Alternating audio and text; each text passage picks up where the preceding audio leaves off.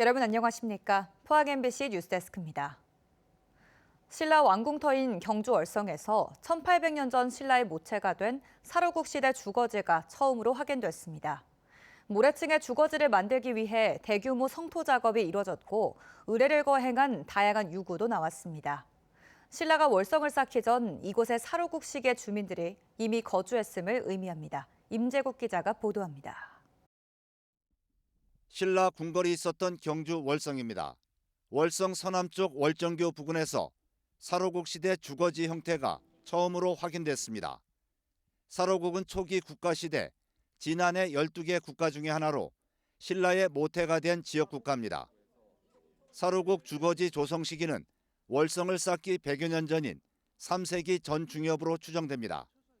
월성의 남청과 인접한 주거지는 모래층이어서 땅을 다지고 벽껍질과 조개 껍데기 등으로 성토해 조성한 것으로 보입니다. 연약 지반을 다지기 위해서는 이제 목주 같은 걸로 중간중간에 받기도 하고요. 그다음에 뼈랑 이제 식물 부산물 같은 거를 써서 딱딱한 경화면을 또 처리해서 만들기도 합니다.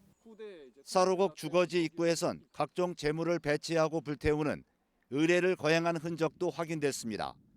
의례 유구로는 토기 15점과 개로 추정되는 동물뼈가 발견됐습니다. 어떤 중대한 일이나 아니면 어떤 유력 집단들이 자신들의 권력을 표출하거나 뭔가 국가적 퍼포먼스 어떤 중요한 이벤트를 보여주기 위해서 의례라는 것은 항상 필요한 그런 요소였다고 생각을 합니다.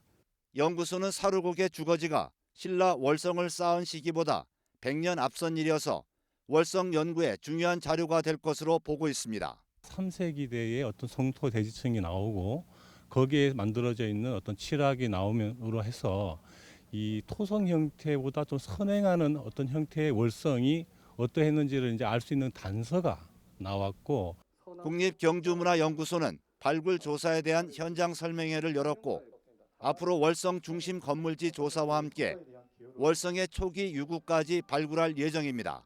MBC 뉴스 임재욱입니다. 포항시는 주요 역점 사업의 성공적인 추진을 위해 오늘 간부 공무원 전원이 참석한 가운데 2025년 주요 업무계획 보고회를 열었습니다. 보고회는 일자리 경제국과 관광 컨벤션 도시 추진본부를 시작으로 총 5개 그룹으로 나눠 오는 23일까지 진행되며 특히 올해 업무 보고는 AI와 빅데이터 사업을 집중적으로 발굴하는 데 중점을 뒀습니다. 첫날 보고에서 일자리 경제국은 기업 친화 도시 및 AI 디지털 생태계 조성, 관광 컨벤션 도시 추진본부는 글로컬 관광 매력 도시 조성과 K-마이스 산업허브 도약을 핵심 전략으로 정했습니다. 이달 초 기준 벼멸구 피해를 본 전국 농지 면적은 34,140헥타르, 경북은 872헥타르에 이르는 것으로 집계됐습니다. 농림축산식품부는 벼멸구로 피해를 입은 벼를 전량 매입하기로 결정하는 한편 벼멸구 피해를 기상재로 인정할 수 있는지 검토 중입니다. 벼멸구 피해는 전국적으로 발생하고 있습니다. 추수를 앞둔 농민들은 예상도 못한 피해라 걱정이 이만저만이 아닌데요. 벼멸구 피해를 자연재해로 인정하고 피해 지역을 특별 재난지역으로 선포해달라는 목소리가 높아지고 있습니다. 곡창지대인 서남해안 지역의 실태를 서일영 기자가 보도합니다. 해남 고천암 방조제 인근 간척지. 1년 한 차례 농사짓는 일모작지대임에도 올해 수확을 포기한 논이 속출하고 있습니다. 중국 벼멸구 떼가 사그라지지 않고 인근을 초토화하고 있기 때문입니다. 처음이에요. 사람 70년 동안 살다가 이렇게 되기는 생긴 처음이에요. 보통 중국에서 6월에서 7월경 한국으로 이동하는 벼멸구. 올해 벼멸구는 지난해보다 보름가량 일찍 우리나라에서 확인됐고 그 개체 수도 평소보다 많았습니다.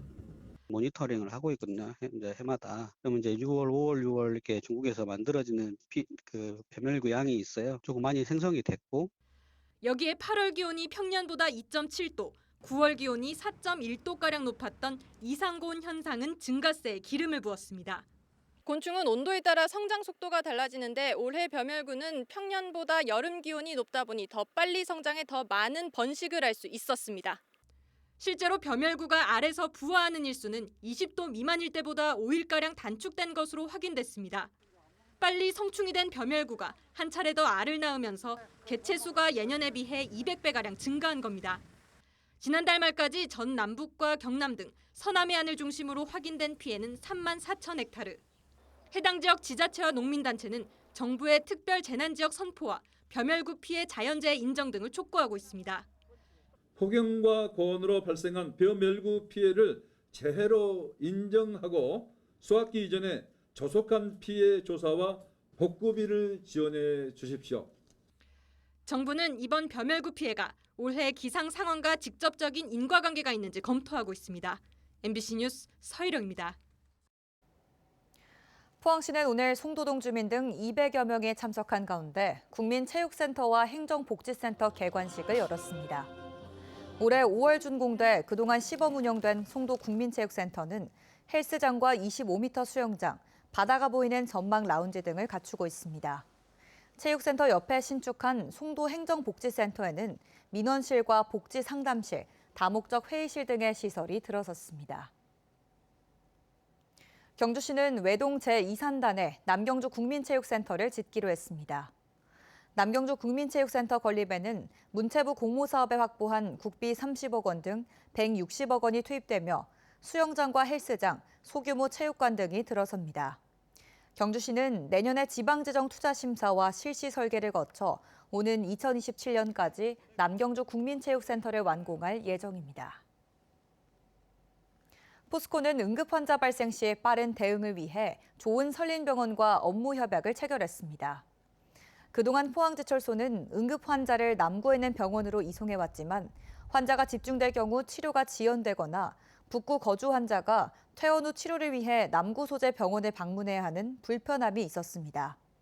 특히 조은설린병원은 다음 달 가스 중독 환자 14명을 동시에 치료할 수 있는 고압 산소 치료 시설을 도입할 예정이어서 가스 중독 환자의 골든타임 확보에 크게 기여할 것으로 예상됩니다. 대구 동쪽 안심역의 종점이었던 대구 도시철도 1호선이 올 연말이면 경산 하양까지 연장됩니다. 오늘 시험 운전이 시작되는데 1호선 하양 연장선은 어떤 모습일지 미리 체험해봤습니다. 박재영 기자입니다. 대구 도시철도 1호선 종점인 안심역에서 승객들이 모두 내립니다. 승객이 없는 전동차가 경산 하양 방면으로 다시 출발해 곧 확 트인 지상 구간을 내달립니다. 아직은 명칭이 생소한 대구 한의대 병원역과 부호역을 거쳐 하양역까지 1호선 하양 연장선을 통과하는 데 12분가량 걸립니다. 연장 구간 개통을 2달 남짓 앞두고 실제 개통과 같은 조건에서 시운전이 이루어졌습니다. 열차 운행 체계의 적정성, 종사자 업무 숙달 등을 위해서입니다. 지난 2019년 4월부터 3,728억 원이 투입돼 건설 중인 1호선 하양 연장선은 안심역에서 경산 하양까지 8.89km 구간을 복선 전철로 연결합니다. 새로 개통하는 역은 대구 한의대 병원과 부호, 하양역 등 3개역입니다. 개통으로 국도 4호선 하루 교통량은 4,000대, 경부고속도로 동대구 경산 구간은 2, 3,000대 감소할 것으로 예상됩니다. 안심역에서 신설 하양역까지 약 10분이 소요되고 대중교통을 이용하면 동대구역을 기준으로 30분 이상 통행시간이 단축되게 됩니다. 통근 통학하는 지역 주민들의 일상생활이 훨씬 편리해지고 이용객이 볼 때 개선이 필요한 점도 있습니다. 배차 간격이 피크 시간대는 10분, 평소에는 16분인데 본선보다 2배입니다. 개통 이후 대구로의 상권 흡수도 우려됩니다.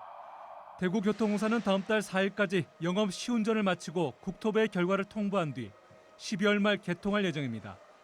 개통까지 석 달도 채 남지 않은 대구 도시철도 1호선 하양 연장, 대구와 경산 시민들의 일상에 큰 변화가 예상됩니다.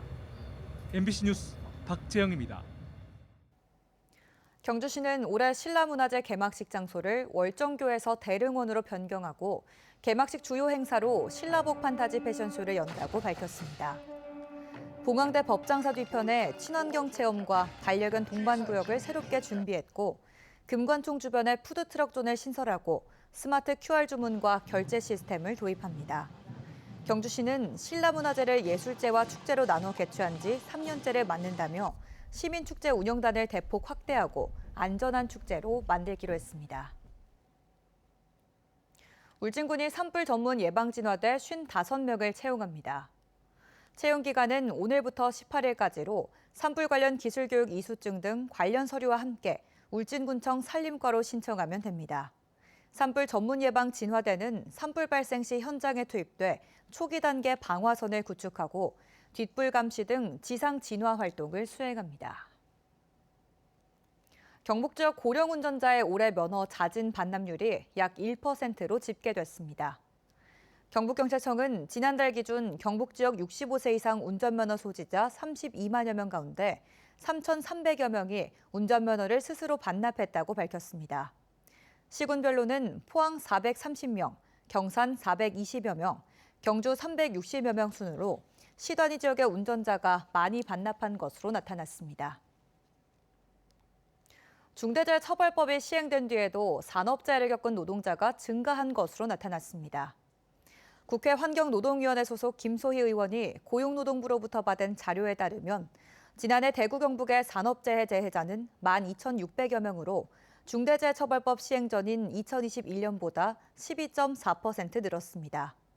김 의원은 매년 증가하는 산업재해를 막을 실질적인 예방대책과 안전관리 방안을 마련해야 한다고 지적했습니다. 전국 읍면의 절반 이상이 농촌 소멸 위험 또는 고위험 지역에 해당하는 것으로 나타났습니다.